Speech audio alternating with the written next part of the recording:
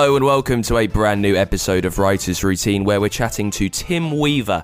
His newest novel is The Blackbird. It's a missing persons story, the 12th in the David Raker series. We talk about why you learn a lot more in your second book than you ever do in your first. Also what sets his teeth on edge while he's writing, and why actually he welcomes the worry. Part of the learning process with writing is that the more you do it, the more you realise that it's not this book, it's every book where you will have this worry about it and doubt about it. I'd actually be deeply suspicious of any writer that gets to an end of a book and says, "Do you know what? That was a wonderful experience." Where I don't doubt for 1 minute that this book is going to be an amazing success. You know, like, I think writing is just a series of small battles with yourself. There is all that on the way. It's a brilliant episode this week with Tim Weaver on Writer's Routine.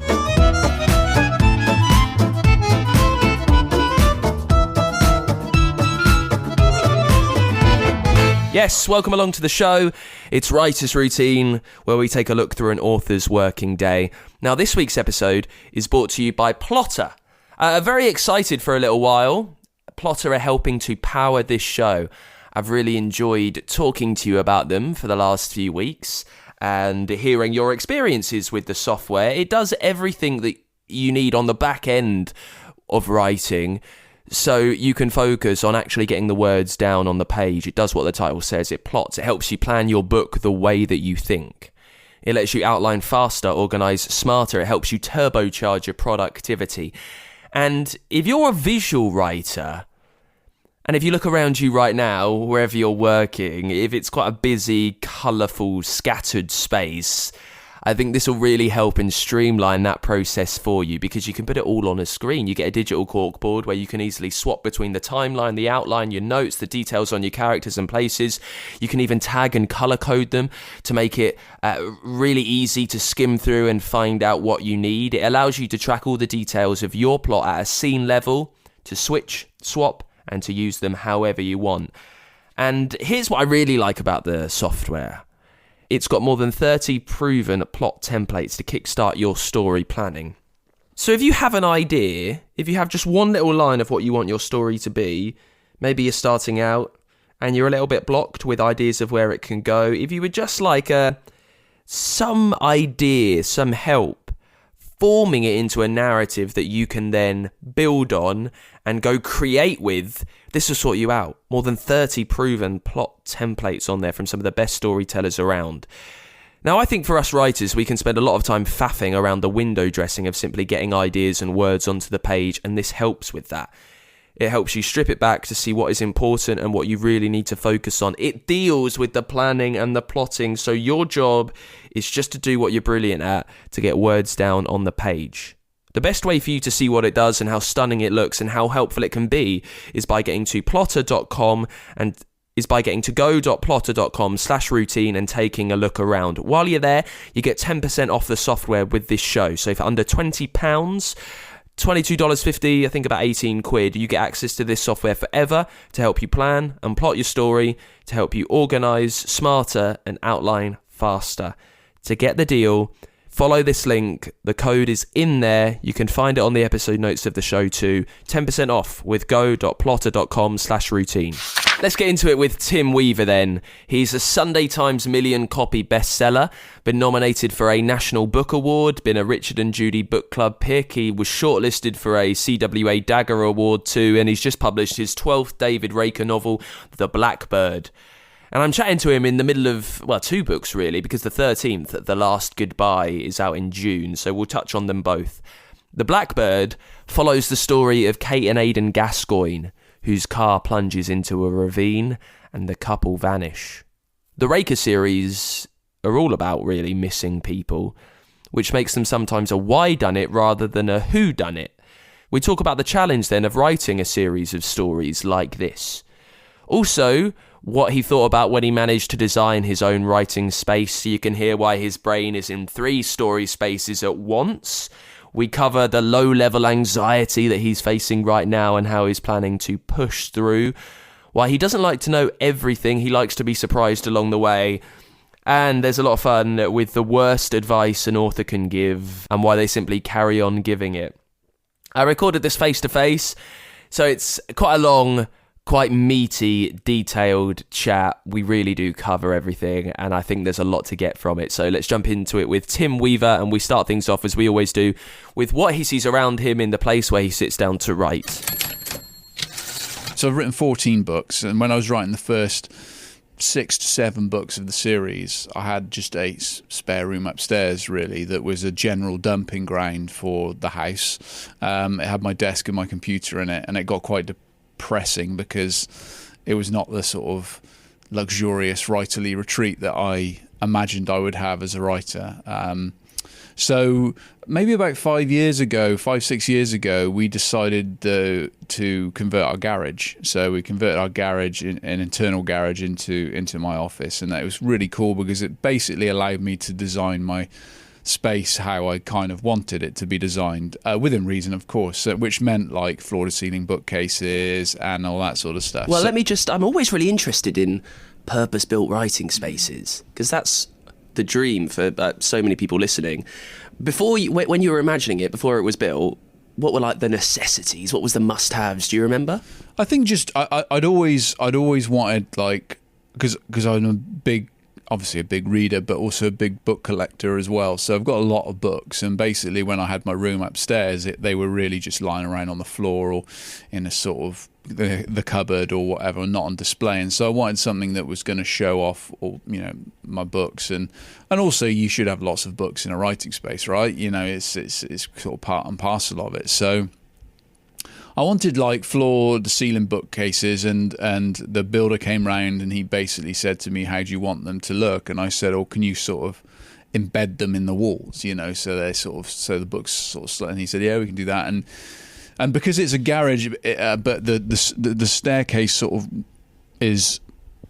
intrudes a little bit on the space, the bottom of the staircase. So it's got a bit of a weird kink at the end of the room. So they built all these amazing like book shelves in and around there. And the only thing I wish I'd done was got them to build more space for books, because it's now been 5 or 6 years, and of course you collect more and more books as you go on. So I've added a couple of little sort of standalone bookcases to it. But yeah, so basically as you go into my office, or my office I could call it, but my writing room, there's the sort of built-in bookcases on the left, and then on the right is a tiny little bookcase full of more books, and then I've got my desk on the left, and my desk has also got built into the sides of it. It's also got like mini bookshelves, so they're also full of books as well.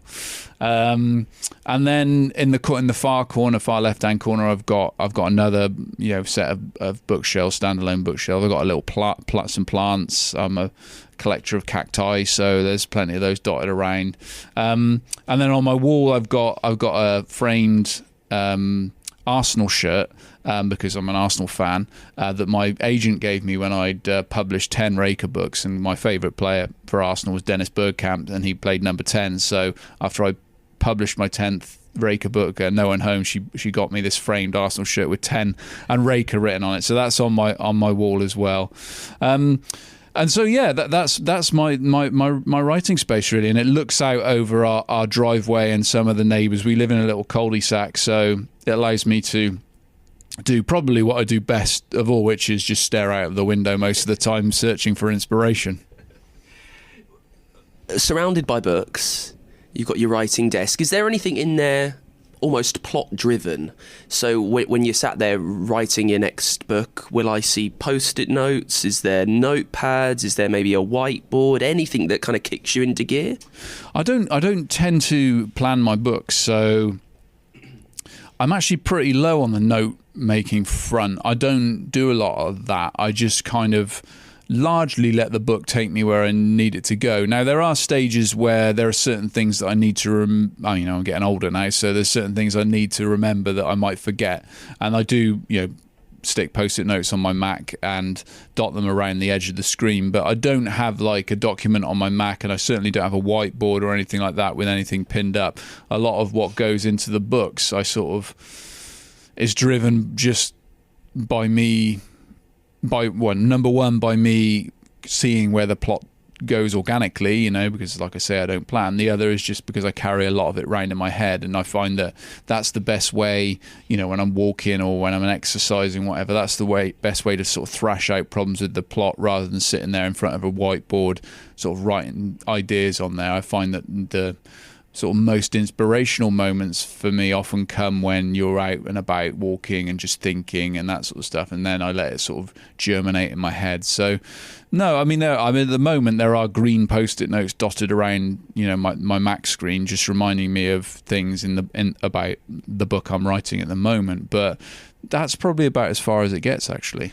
Would the jottings on those post-it notes make sense to anyone but you, or is it just Raker does this scrawled? Yeah, it's more like, to be honest, it's more stuff like don't forget to da-da-da, you know, like and or if I've set something up, like for example in the book I'm writing at the moment, Raker finds these tiny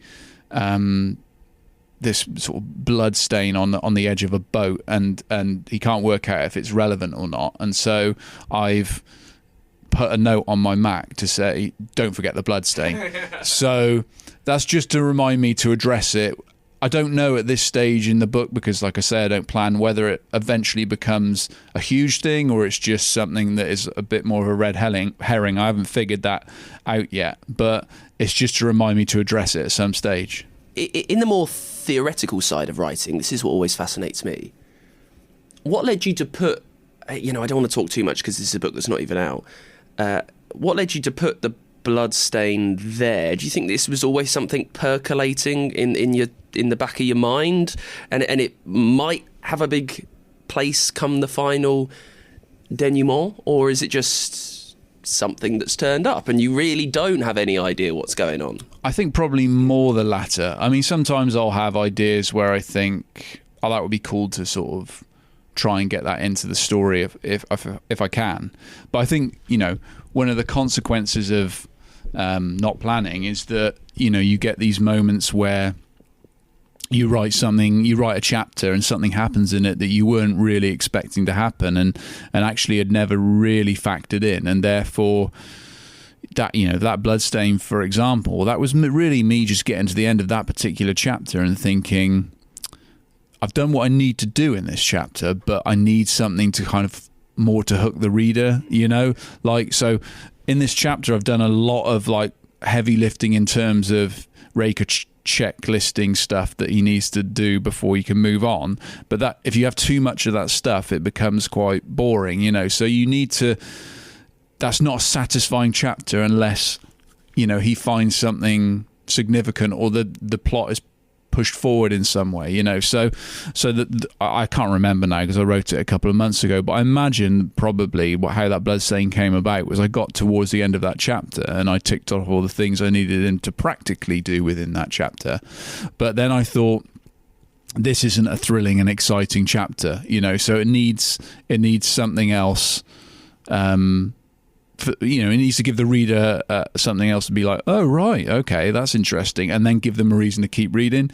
You know, like what you don't want to do is lose your reader because you're just filling it full of, filling every chapter full of information, you know. 14 books in now, are you more comfortable with that side of the process, with maybe having things pop up and trusting yourself that it will be dealt with later, whereas maybe early on, when you had only written a couple of thrillers, it was more of a like a thought through granular process that you were thinking, right, what do I need to do here to tie people on to the end?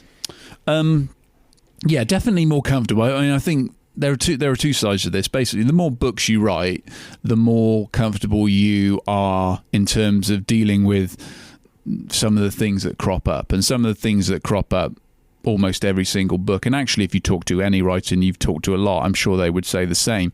There's a stage in every book. I mean, I call it the wall, but there's a stage in every book where you get to a certain stage and then you start having profound and very, very, very strong feelings of doubt about what you're doing. You know, whether what you're writing is, whether it's the right plot, whether it's the right characters, whether, you know, you can even do this. You know, like the writing is every stage of writing is filled with crushing self-doubt, because you're always worrying that what you're doing is not hitting the standard that you expect. So, there are definitely moments like that in every book, but I think the more experience you get, the more you realize, when I know now, when I hit the wall, I think, well, I just have to push through.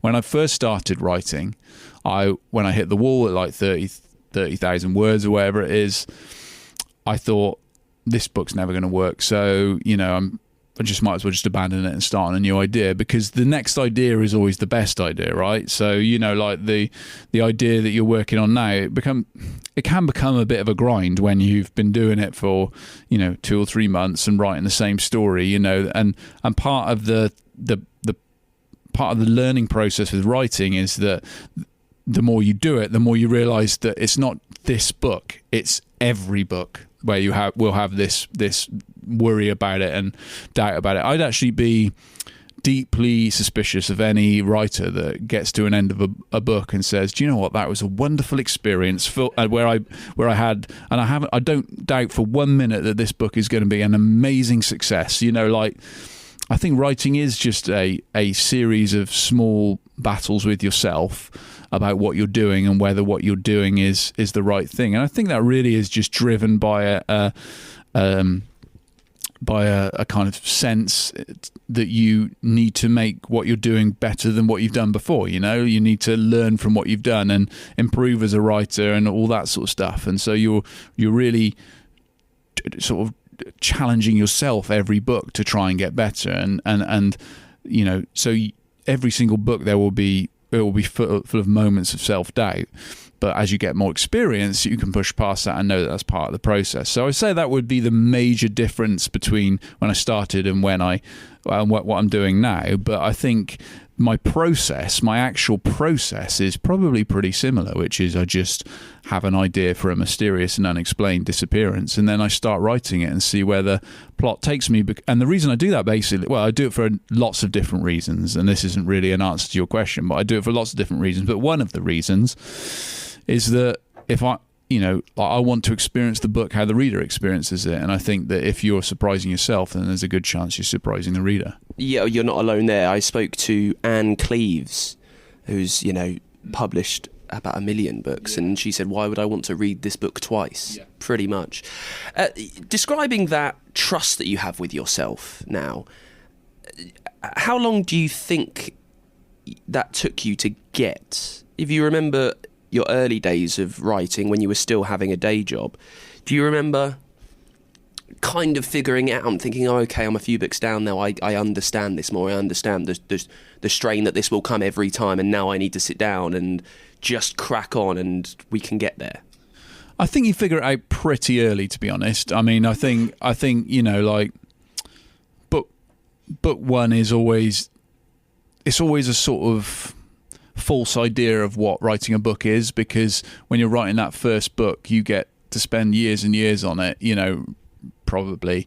And even if you're one of the fortunate people who, gets an agent straight off the bat and gets a publisher straight off the bat, you're still going to spend probably a year, a couple of years editing it, and getting it into the best state it can possibly be before it ever comes out. So with your debut, it's not a really, I wouldn't say it's a very accurate view of what writing is. Actually, it really starts with your second book, because then most writers, the vast majority of writers on 1 a year contract. So we're writing 1 book a year, and therefore you're then starting to have to deliver a top quality book within a much shorter period of time.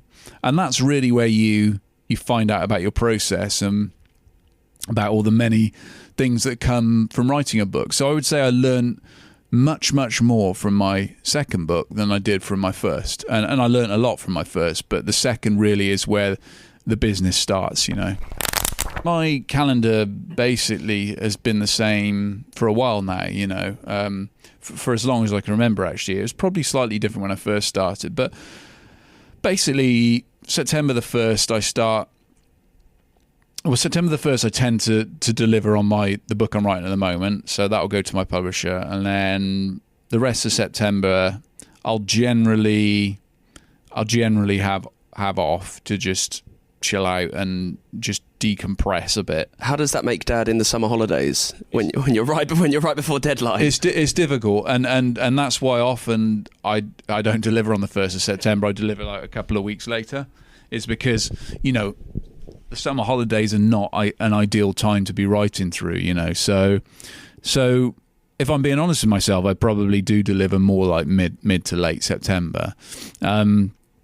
But anyway, you know, I'll deliver that, and then I'll always have a couple of weeks off, you know, because the last couple of months of writing a book are very stressful, you know, and they're stressful for all sorts of reasons, but mainly it's not.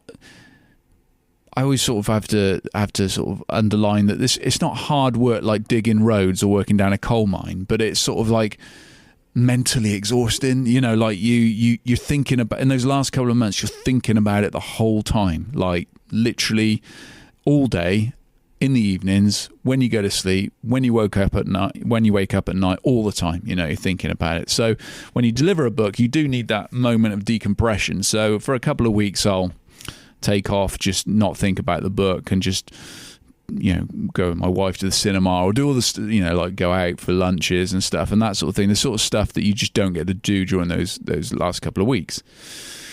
I'm lucky because my daughter's a lot older now, so she's doing A-levels at the moment, so, you know, like it's a relatively quiet house, so that's great as well, because you get that time to just, like, you know, I mean, I love being a dad, but you know, the age she's at now is a lot easier in terms of you're not running around after them the whole time and having to entertain them the whole time, so you can really get that. And that's important, I think, to just not even look at any piece of writing at all for 2 or 3 weeks, you know, clear your head.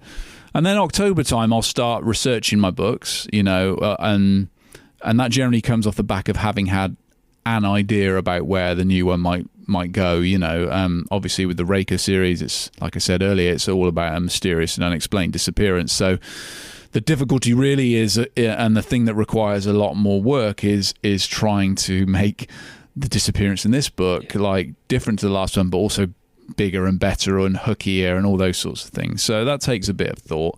And then once I've decided on that, I'll do my research, go out and research, chat to people if I need to, and all that kind of stuff. And that normally takes me a month and a half.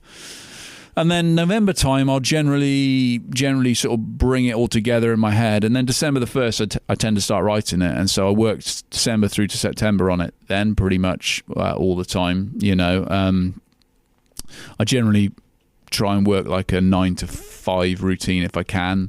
I mean, we may well talk about this in a bit, but I always try to do like a proper day, because I think, you know, when you work, I'm lucky enough to be able to do this full time, and when you're working from home, it can be, you know, there's lots of distractions, you know, you go and sit on the sofa and watch Netflix or whatever, you know. So I try to work a 9 to 5 day and try to hit 1,500 words a day, every day, you know, well, not every day, 5 days a week at least. And so that's really, you know, my writing year. And, you know, it's not, you know, generally takes me about 10 months to write a book, but that's not 10 months of solid writing. Obviously, in between, you're doing lots of other stuff. You know, you're doing events and you're doing things like this, but you're also, you know, at the moment, for example, the Blackbird paperback has just come out like 2 weeks ago. The Last Goodbye, my new book, comes out in June in hardback, and I'm also writing the one that follows The Last Goodbye, so you're almost like juggling 3 books at the same time, so that takes a lot of time. And then I've also got some TV stuff that's going on in the background as well, so there's lots of stuff sort of that takes time out of schedule. So it's not 10 months of solid writing, but I would say generally it takes about 10 months for a book to come together. Is there order to all the other stuff that's going on in your life? Like with the TV stuff that might be floating away, you know that you've got interviews to do, you've got other bits of press to do. Is there like a structured order to it? Because I know that I'm useless with any kind of like formal timetable. It's just I get an email and it reminds me that I need to do this. I wonder if you're better than that. I try to be, but I think, you know, Sometimes what I find is that when you're really in a book, you know, like really in it, like it can become quite hard to keep on top of all the peripheral stuff that you need to do, and a lot of it's very important life stuff, you know.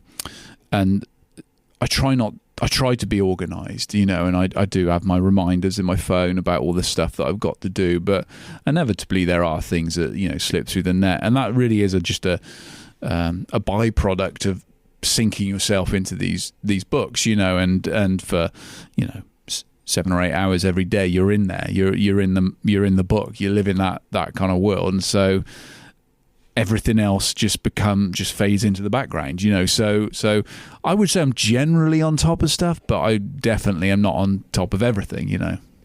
Well, you've touched on the day, so let's do that then. The show is writer's routine, so just run us through a whole thing. How does it look from when you wake up to the moment you go to bed? Just run us through it and leave no stone you might see to be tedious. I assure you it's not, so just take us through the whole thing. Okay, so my routine is not rigid every single day. Generally, I work Monday to Friday, and I definitely only worked Monday to Friday when my daughter was younger. And but these days, because she's got so much work on with school and all that sort of stuff, I've sort of got into a routine now of working a bit more on weekends. So, but generally, I'll try to have a bit of time off over the weekends just to recharge and rethink. But my general day would be, in a working week. My wife has to be up at 6:30, so she wakes up at 6:30. We'll go downstairs, the three of us have a cup of tea together and chat about whatever, and just kind of talk about the day ahead and what we've all got on. Then my wife will go off and to work, and my daughter will go off to school. And some days, what I try to do is my daughter goes about 8:00, gets the bus about 8:00. What I try to do is I try to start my writing at 7:30. I find that I'm incredibly productive early in the morning. It's not always possible because some days, you might have something on, or, you just I obviously like to exercise as well. And I'm not one of these people who can save exercise until later on the day. I hate it. I just want to get it out of the way. I do exercise because to keep myself healthy. I don't do it because I love it, so I get my exercise out of the way some days, and but on the days where I might be walking instead of getting on the bike or running or whatever, I don't mind walking a bit later because I can think about the book then. So I consider that sort of working time, So on those days, I'll try and start at 7:30. I've been doing that quite a bit over the last 3 or 4 weeks, and I found I've been incredibly productive. I tried to hit 1,500 words a day, and the other morning I hit 1,500 words by 9:30. So after 2 hours, and I'm quite a slow writer. I'm not a fast writer at all. So for me, that's incredibly productive. So those days are great because by 9:30 you feel like the pressure's off a little bit. So anything beyond that is a real bonus. On the days when I exercise, I generally won't start writing until probably about 9:30. And then that takes me a bit longer. For whatever reason, maybe because you're not quite as... when you first get up, your head's clear. You've got nothing else to think about. So you can get on with it. By 9:30, lots of other stuff's happened. So... that normally means that the 1,500 words take me to just after lunch or mid-afternoon or something like that. But I generally, if I start at 7:30, I'll just power through until I get 1,500 words. And then in the afternoon, I'll tend to do something different, And so, like I mentioned, the TV stuff, that's required quite a lot of script revisions and pitch documents and all that sort of stuff. So it's been useful from that point of view because it means I get my 1,500 words done on Raker for the day or the book I'm on, and then in the afternoon I've still got time to do all this other pitch document stuff as well. When it's a bit harder on the days where I start at 9:30 because Raker is at the moment, because the TV stuff is bubbling under and nothing's actually, it's all in development, it's not actually been green lit, it's not a sure thing, whereas with the Raker stuff, that is my number one priority. So until that 1,500 words has been done, I don't move on to anything else, So on the days where I start at 9:30, I don't get to 1,500 words till mid-afternoon. And then what I'll do is, on both those days, whether I finish early with the 1,500 words or, by mid-morning, or I finish the 1,500 by mid-afternoon, I'll set what I've written aside for a couple of hours, and then I'll come back to it and reread what I've written for the day. And I do that to save myself the time the next day of going through and re-looking at what I'm doing. And that really is... it's not a revolutionary idea by any stretch of the imagination. I'm not suggesting it is, but that really I realised was very important. Was when I did before I ever got published. What happened was that I finished my debut, And I thought by finishing it, that was like the hardest part, you know. So I sent it off, and of course it got rejected by, you know, every literary agent in London, I think, you know, or it certainly felt like that. And it just was this hamster wheel of rejection. And then my daughter was born, and then I took like 6 to 8 months off from even as much as looking at the book. And then I came back to it after 6 months, and I was like, now I see why it's being turned down. It's absolute trash, you know. And that perspective, that time away from it, allowed me to see it more clearly. And so that's what I always try to do now. And of course 2 hours is not the same as 6 months, but 2 hours does allow you to just step away from the chapter you've written and see it with a fresh perspective. So I always like to reread and re-edit, if necessary, what I've written that day before I start the next day, you know. And I do generally, it's not, I mean, because of the length of the chapters I write are relatively short, I do generally find that 1,500 words is around or about the right chapter length, you know, and I like to finish a chapter by the end of the day. I don't like to leave a chapter hanging if possible. But I mean, yesterday was slightly different for me. I wrote 2,600 words yesterday, and that was one chapter, but that's quite unusual. Normally 1,500 is about the chapter length. You say you're quite a slow writer. Do those 1,500 words, do they have to be perfect first go? Are you doing the standard vomit draft first time and just getting your ideas down? Or does that 2 hours in the afternoon, that fresh perspective, does it help you get things sorted? I'm definitely not a vomit draft kind of guy. Like I've got a borderline slight obsession with making a chapter as good as it can possibly be before I can move on, you know. And so I guess it's why it takes me 10 months to write a book, and that's 10 months to get to a first draft. There's not 10 months to like redraft it 5 or 6 times, you know. But what happens is with that first draft, it is generally, and obviously it still needs to be massively edited and everything else, it is generally quite up together for a first draft. It's like my first draft, I guess, would be the equivalent of someone else who does like a vomit draft. They're like 5th or 6th draft, you know.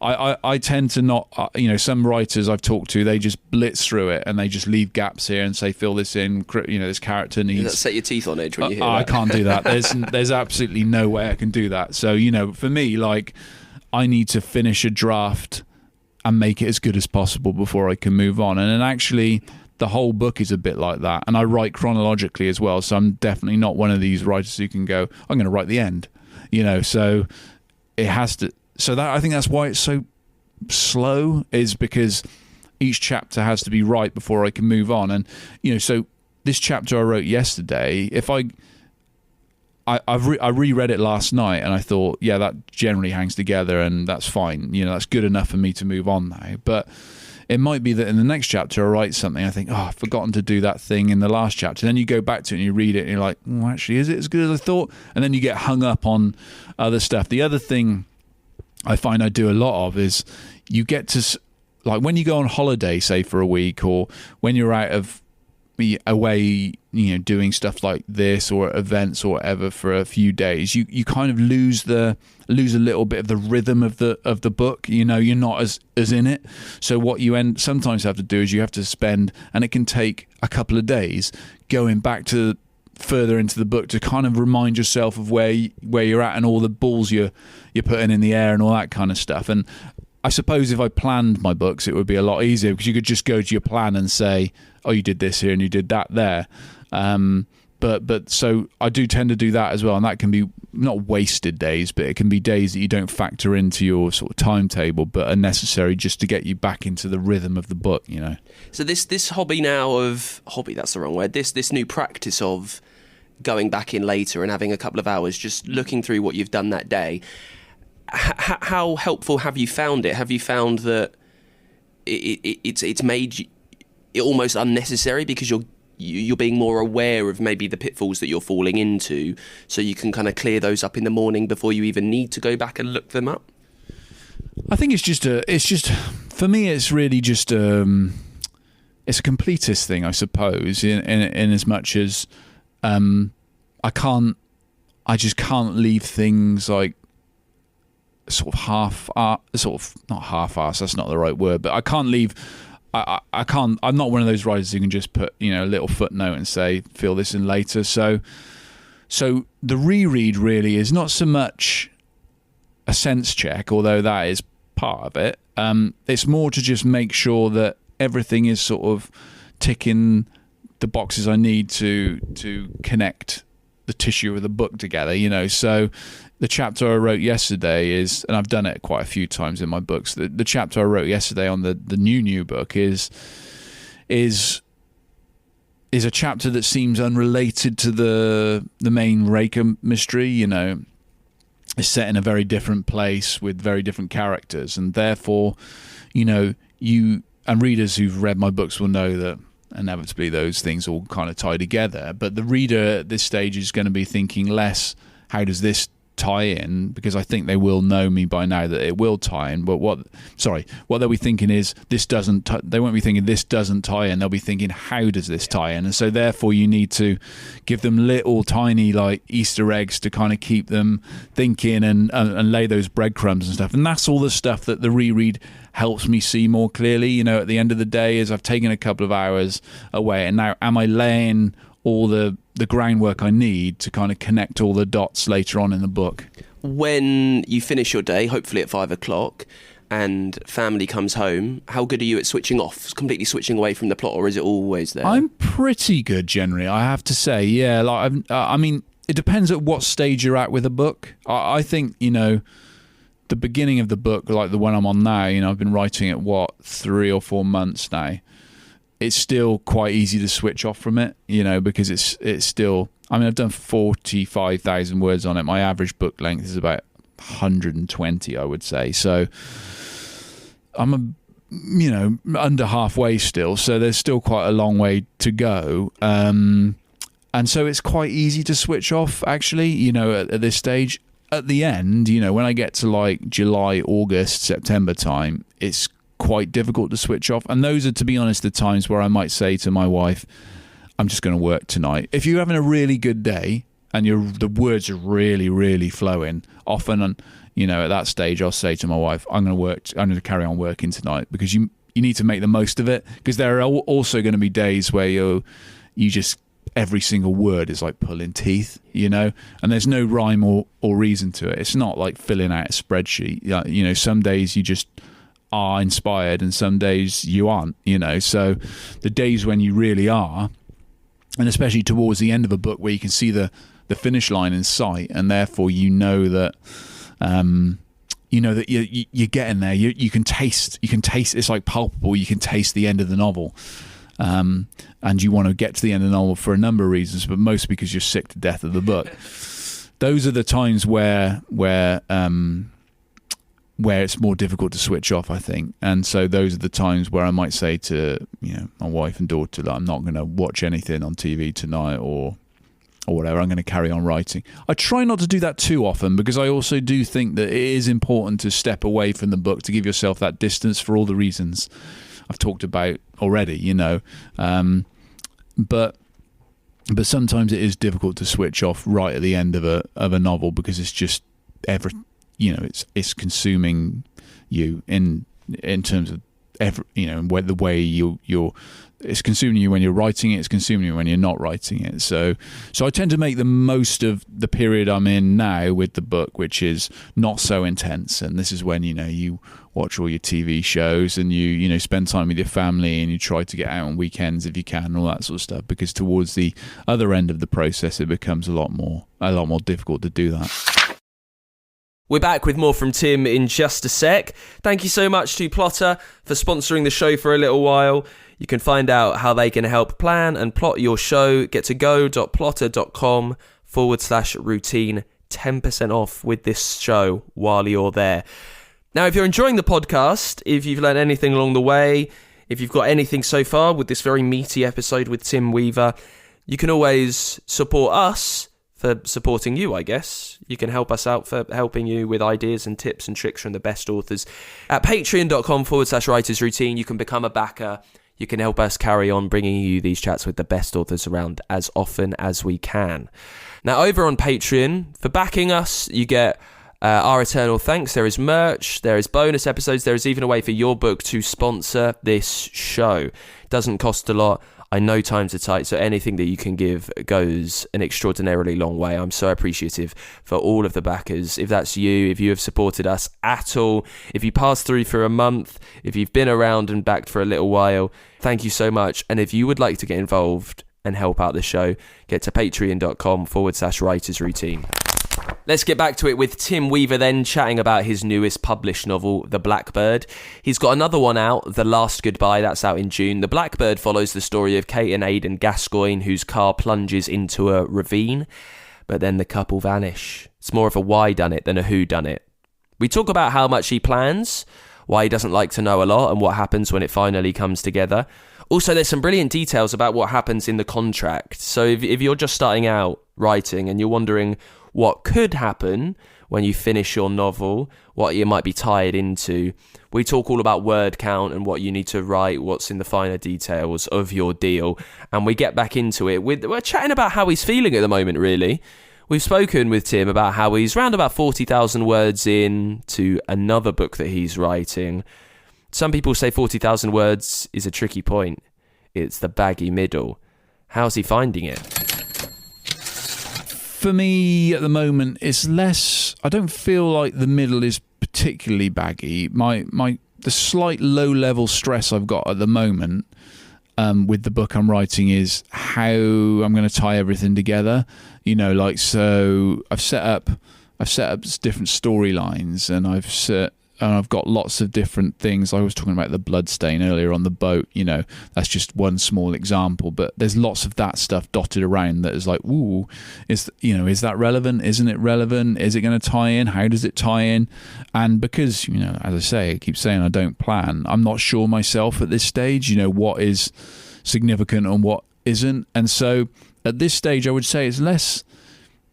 I think the more experienced you get, the more you see the pitfalls of the baggy middle. That doesn't make it easier to get over, but you can sort of know how to remedy it. I think the real struggle at this stage is that sort of low level anxiety about how it's all going to come together. What about the wall though? So I do a lot of running, and when you run a long way, you're always worried that this wall is coming, that there's going to be a real few miles of absolute struggle.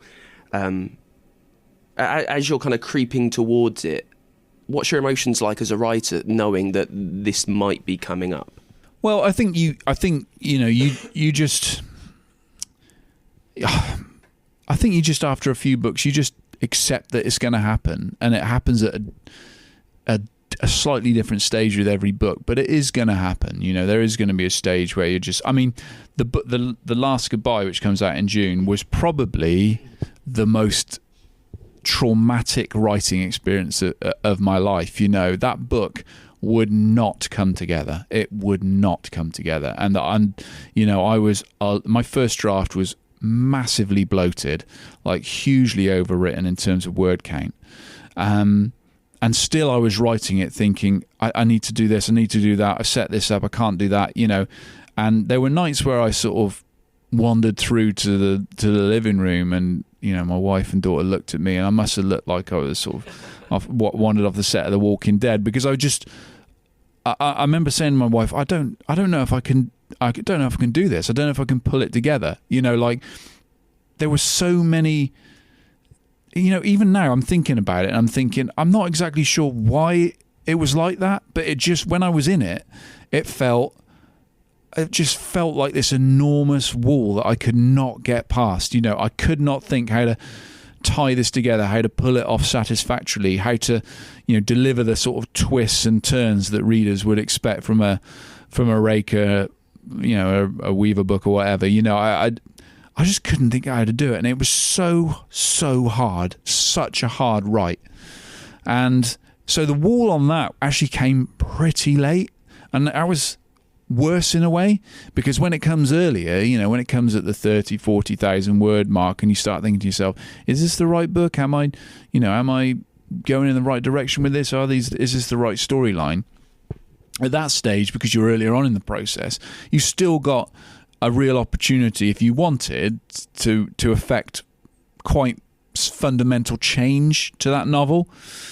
Whereas because The Wall came so much later in The Last Goodbye, like when I was 8, 9, even 10 months into writing this book, 120, 130, 140,000 words on the first draft, I was hitting it then, and I was thinking, there's nothing I can do about this. I can't go back to the start. I can't turn around to my publisher now and say, this book's no good, I need to start again, because I'm past my delivery deadline. This book needs to come out in June 2023. There's no going back. But how the hell am I going to pull all this together? So the book was so stressful. It was, and people have asked me why, and I honestly couldn't tell you why it was so much harder than anything else, because I approached it in exactly the same way I've approached all my other books. The stories, the tricks I sort of used, they were all exactly the same. But for whatever reason, this book was a nightmare. So more towards the craft of it then. You're someone that doesn't plot, so doesn't necessarily know where it's going. What do you do? Like, you're not someone that's got like a spreadsheet with everything that should happen, or big brainstorms and mind maps with different words shooting off it. When you do hit that wall, and you know that you need to tie these things together, but maybe you're not actually certain how they are tied together at that point, what did you do? I just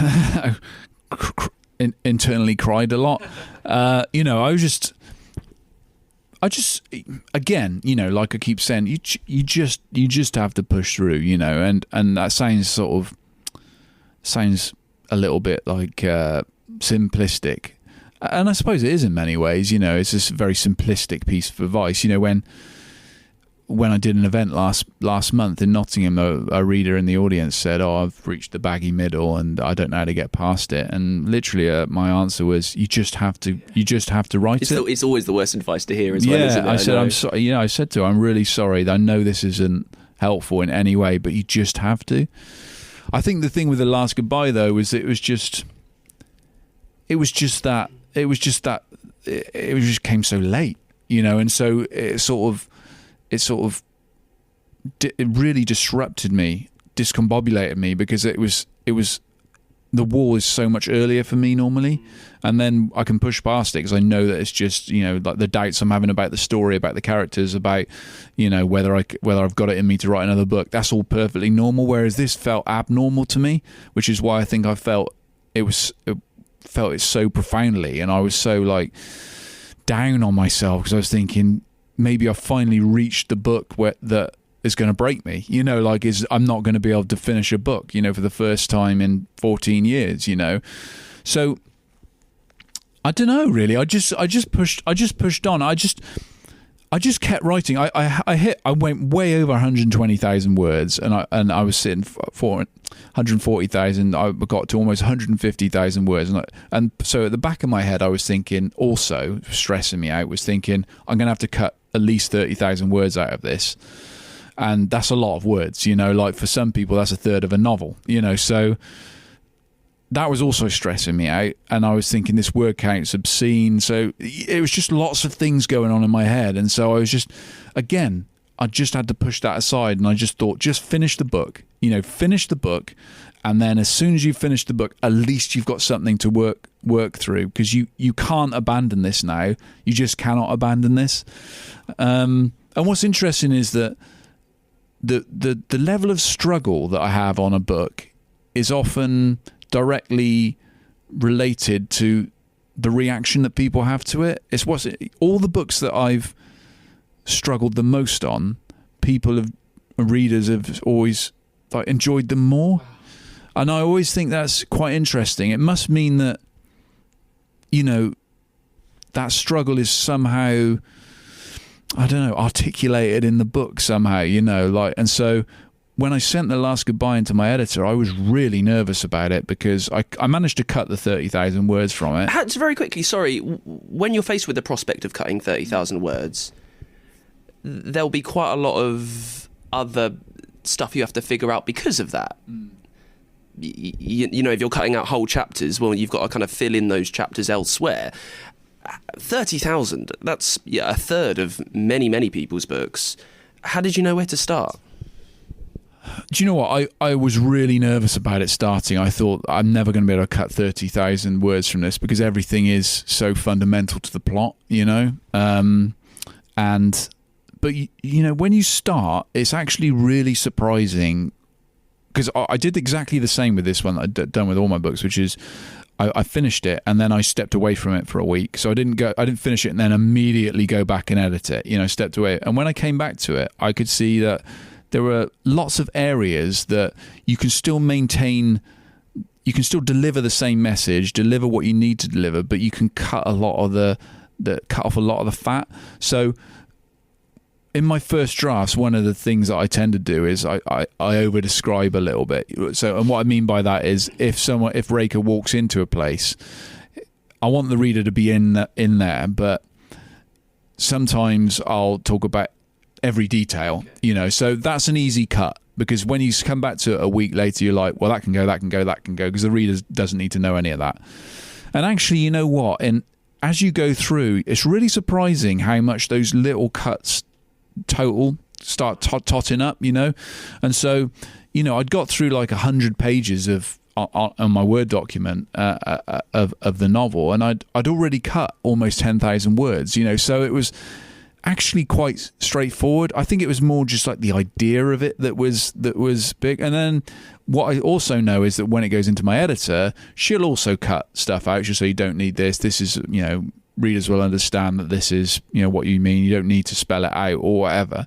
And then you can cut more words. So it's a silly thing to kind of get stressed about. But I think when you're in that moment, when you're so stressed about whether this story is going to come together, you also stress about all the other stuff as well. So the word count was also massively stressing me out, because I thought there is no way on earth you can deliver a 150,000 word thriller. Well, not unless you're Robert Galbraith or whatever, but you know, us mere mortals cannot deliver 150,000 words. It has to get down, and even 120 for, you know, is at the, you know, that's probably like 450 pages of a 450 page novel, you know, so it needs to be that or below, you know. So on the practical aspect of that, is there, because I know that when you sign a contract, I imagine it's for 120,000 pages of a book or whatever it is there a bit of give and take? So if you went up to 122 or if you were down to 100,000, could you have that conversation? Yeah, absolutely. And there's no real stipulation. I mean, you know, my first novel was 97,000 words, you know, and then one of my books was almost 140,000 words. I think it's more just like, if the novel, does the novel feel, are you reading the novel thinking this feels long? You know, now, if you are, then you've done something really fundamentally wrong, because a thriller is supposed to keep you turning those pages. 120,000 really is just a marker for me. I always try to get it down below that, and hopefully way below that, you know, but that's just like the top end of where I want my books to be. And that's, like I say, about 450 page novel, you know. So sometimes it's more, and sometimes, you know, that doesn't mean it's feels like a long novel. I've read very short novels that feel like they go on forever, and I've read very long novels that absolutely whip by in the blink of an eye, you know. So don't get too, you know, for writers out there, don't get too hung up on word count and number of pages in that, because that's something that you can always bring down with an editor and that sort of thing. So I always think, because of the nature of the stories I write, which tend to be Raker and then one or two other characters that all sort of come together at the end, they do tend to be a bit more than 100,000, you know. But so that's why I sort of say that no more than 120, you know. And then once you've edited it, and then you've edited it with your editor, you're getting it down much closer to 100,000 words. Then you were talking about the struggle with The Last Goodbye. How much has that changed? Because I've noticed when we've been chatting for the last 40 minutes or so, you've mentioned that you're not a plotter, but kind of brought up some of the benefits, what would happen if you were. How much has that influenced the way that you're writing onwards, that you're writing now? Have you lost slight trust with your ability to be able to satisfactorily tie it all together at the end without giving yourself a massive headache? No, not really. I would never plot a book out, and the reasons really are pretty simple. I mean, I mentioned a couple of the benefits I feel are big benefits earlier. One is that, you know, you have these, if you're surprising a reader, you're probably surprising yourself. Also, I agree with Ankley. It's like, you need, as a writer, you need to enjoy what you're doing as much as possible. And I wouldn't enjoy just working from a plan. I like to find out about stuff as I'm going through as well. There needs to be some level of spontaneity and excitement for me. One of the other major reasons, though, really are that, number one is that when the novel grows sort of organically with you, you get these wonderful moments that you could never have foreseen that just come out of nowhere. And some of what I would consider and hope are my best twists or the best characters or that sort of stuff have come when I've got there, not because I've thought about them. And that's kind of related to the other big reason I don't plan, and that is that for me, characters don't come alive until you get them on the page. They really don't. So you can think about a character all you like, and you can, you know, write down his or her physical description and their past and their history and all that sort of stuff. But until you get them on the page, until you're in their head writing about them, until you're getting them interacting with other characters, it's very, very hard to get an idea of, for me, an idea of who they are. And the example I always use of this is in my second book, The Dead Tracks. I introduced a character called Colm Healy, who is this sort of broken detective, in many ways sort of flip. He mirrors a lot of who Raker is, but he is also very different in a lot of ways. And I introduced him really as a sort of to have him butting heads with Raker, and then he was going to get killed off at the end of the second book. But as soon as I started writing him, I just loved writing him. I thought he was brilliant in his interactions with Raker, and it just felt so natural, not just from me as the writer, but it felt natural. It read naturally on the page, this kind of relationship between them. So, you know, I never killed Healy off at the end of book 2 because I wanted to see him again and again, and you know, he's in the Blackbird. So that shows the benefit for me of not working too closely to a plan. Now, I guess planners would argue, well, you can do that even if you plan, you can make those decisions, and you can. But I think I didn't get a sense of who Healy was until he was on the page chatting with Raker and stuff. So those are the major reasons for me, you know. And I think that, you know, in a thriller, the clue's in the name, it's built to thrill, right? So you have to have these twists, you have to fool the reader. The reader loves, and I know I'd love this as a reader of thrillers as well, you love to be fooled and surprised, but you also like to understand the journey to that moment. So you want there to have been a trail of breadcrumbs to that moment, not just like, and the killer is this guy who we saw for 5 minutes on page 25. You know, it needs to feel. So all that sort of stuff I find is much easier to do when you don't know who the killer and what the twist is and all that sort of stuff is going to be yourself, because you might get to a moment and think, oh, you know what would be a really cool idea here is the reader will think that this guy is doing it, but so I'm going to make sure that someone else is doing it. It allows you that sense of perspective, I think. So that's basically why I don't plan. Yeah. When does it all start to come together in your mind then? Is there like a standard point? And I know this obviously wasn't the truth for The Last Goodbye. If you could say, okay, 75% of the way, you're thinking, all right, I've got to grips with who has done this, what's happening. I spoke to another author many years ago now who had set it up for one person to be the killer, and then the killer walks through the door and she discovers as she's writing, oh, it's someone else. Yeah. In your mind, when's the clarity coming towards the end? I don't think there's any one definite moment, and that you know, what you reference in the other writer, that's very true of a lot of my books. You know, like The Last Goodbye's like that. The Blackbird was like that as well. You know, like you get to the end, and the Blackbird ends in a certain way, and that ending didn't come to me until I literally got there. You know, I thought, oh, this would be a good ending, and so the clarity really is. I would say that for me, there are lots of different moments of clarity. It's not really one big ta-da moment. It's more just like as you're going through the book, you think, oh, this would be a good thing to do here because it ties all the different elements together. Or, I finally had clarity on how to, that chapter I was talking about earlier where it seems completely unrelated to the Raker plotline. Now I know how to bring those two together. But that might happen at like the 30%, 40% of the way through. It might not happen at the end, So for me, there are lots of different moments. I think when you get to the end of the book and you have that big...